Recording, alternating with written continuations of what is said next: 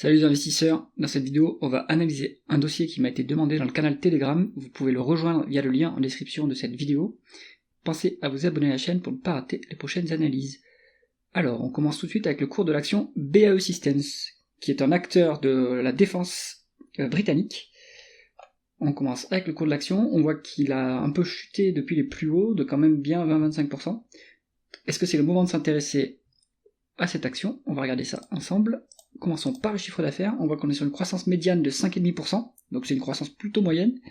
2022 et 2023 sont soldés par des croissances autour de 8,5-9%, donc ça c'est intéressant, peut-être qu'il y a une réaccélération, peut-être que le groupe a re-rempli son carnet de commandes à cause des conflits en cours, des hausses de dépenses militaires, donc ça peut booster la croissance de l'entreprise.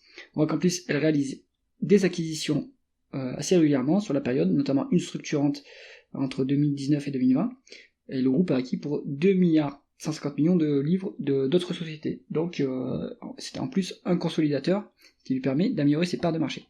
Continuons avec les marges.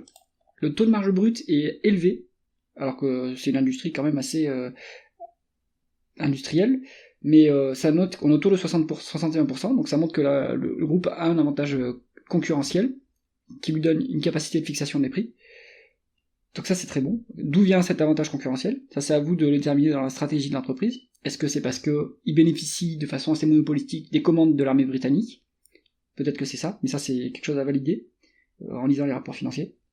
Le taux de marge d'EBITDA il est même en hausse par rapport au début de la période, il est plus élevé que la médiane, à 12-26%, donc c'est bon, le groupe arrive à dégager en plus une meilleure efficience opérationnelle sur la période. C'est très bon, et le taux de marge nette, lui, il est à 7,5%, ce qui est honorable pour ce type d'activité. Il est un peu au-dessus de la médiane de 6,74%, donc ce qu'on voit avec ces marges, c'est que le groupe est correctement géré, et qu'en outre, il bénéficie potentiellement d'un avantage concurrentiel qui lui permet de fixer les prix. Donc ça, c'est pas mal. Continuons l'analyse, on va regarder si les bénéfices nets se convertissent bien en free cash flow. Les free cash flow sont plus élevés que les bénéfices nets, et ce depuis 2023. D'où est-ce que ça peut venir? Alors, on va regarder ce qui se passe. Est-ce que ça se fait au niveau des dépenses en capital moindres? Dans ce cas-là, c'est moins bien, parce que ça veut dire que le groupe sacrifie l'avenir, mais on voit qu'on reste toujours sur des dépenses en capital plus élevées que les dépréciations amortissement. Donc ça, c'est très bon, c'est-à-dire que le groupe continue à investir plus que ce qu'il ne déprécie, donc il continue à investir pour l'avenir, pour la croissance future, mais ça lui permet quand même d'avoir un free cash flow qui est plus élevé que les bénéfices nets, et ça peut venir également de l'amélioration du besoin en fonds de roulement. Donc on n'est pas sur on est sur une société qui a un besoin en fonds de roulement qui est négatif quand même, donc c'est intéressant. Et le groupe arrive à réussir un peu à améliorer sa situation de BFR de 2022 à 2023, donc là ça rebondit un petit peu, par contre c'est moins bien, mais de 2022 à 2023 ce BFR c'est bien amélioré, donc ça peut expliquer aussi une partie de ce décalage entre les free cash flow et les bénéfices nets. Donc ça c'est bien quand ça se passe dans ce sens-là. Si on valorise l'entreprise et s'il n'y a pas de dette via les flux, on va utiliser plutôt les free cash flow plus que les bénéfices nets, puisque les free cash flow représentent mieux la profitabilité réelle de l'entreprise. On continue avec la rentabilité opérationnelle. Ce qu'on voit ici, c'est moins bien. Elle n'a cessé de se dégrader, cette rentabilité opérationnelle. Depuis 2014, on était à 21%, ce qui était très élevé, et ce qui permettait d'autofinancer la croissance plutôt de façon bien. Et là, on est quand même descendu, alors on a rebondi parce qu'on a touché un point bas à 8% en 2022, on a rebondi jusqu'à 11% en 2023, mais là on redescend un petit peu, donc il faut voir ce que dit le management à propos de cette rentabilité. Pourquoi est-ce qu'elle est en baisse? Est-ce que le management s'attend à ce qu'elle remonte, et qu'est-ce qu'il propose est-ce qu'il a un plan pour l'améliorer? À 9,28%, on est un peu juste pour autofinancer la croissance, qui était quand même autour de ces niveaux-là. Donc ça serait bien de le redresser, puisque ça permet d'autofinancer la croissance et en plus de rendre du cash aux actionnaires. Donc là, point à éclaircir ici. On continue avec la dette. Il y a une forte hausse de la dette entre 2023 et 2024. Donc ça, d'où ça vient? Il faut pas le laisser sans réponse. Est-ce que la société a fait une acquisition? Donc là, c'est très bien, ça lui permet d'améliorer ses parts de marché si l'intégration se fait bien. Mais si c'est pour autre chose, il faut clarifier, quoi. Donc là, ça peut pas rester sans réponse, ce point-là, et la réponse va se trouver dans les rapports financiers que vous devez absolument lire pour ce dossier.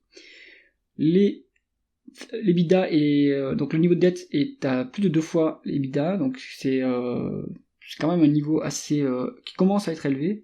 On n'est pas aux 3% qui sont plutôt un niveau de mise sous surveillance, on va dire, mais là on commence à s'en rapprocher, donc il faut voir ce qui se passe. Qu'est-ce que le management propose pour désendetter le groupe par la suite.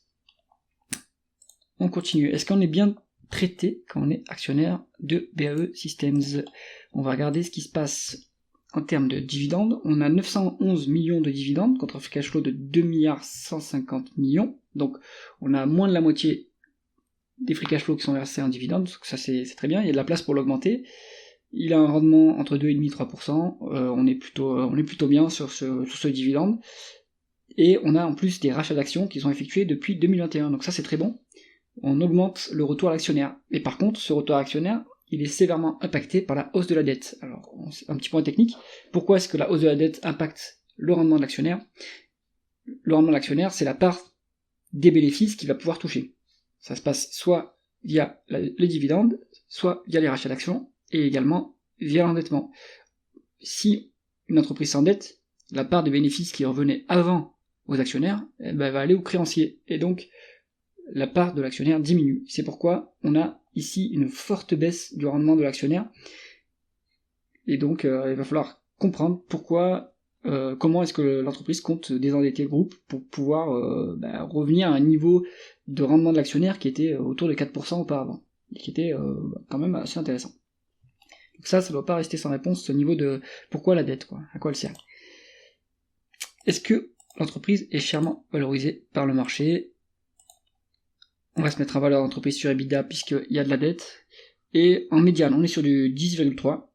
Actuellement, on a une surcote de 20% à 12,4. Donc là-dessus, il n'y a pas de marge de sécurité sur la valorisation puisque on a quand même une bonne surcote.